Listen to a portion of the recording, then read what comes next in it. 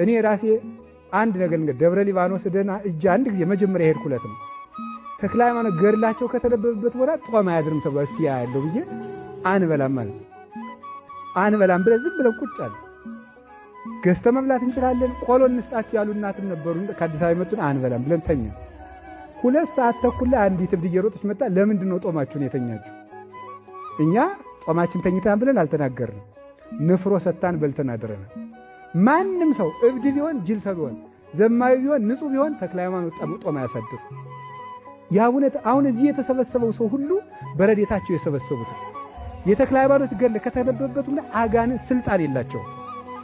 ይሄን ጥንቆላ ምናምን እንዲህ ያለ ሀገር ስራ የሚፈቱ ሀገር አሉ። አትድከሙ።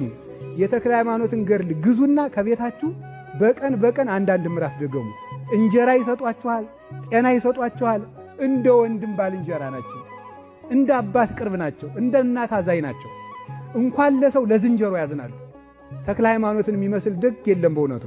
ዘባን ከመሰማይታት ጸሎቱ ውሂዝ ከመማይ ውሂዝ ዘይነጽፍ ጸሎቱ እንደማይነጥፍ ውሃ ነው።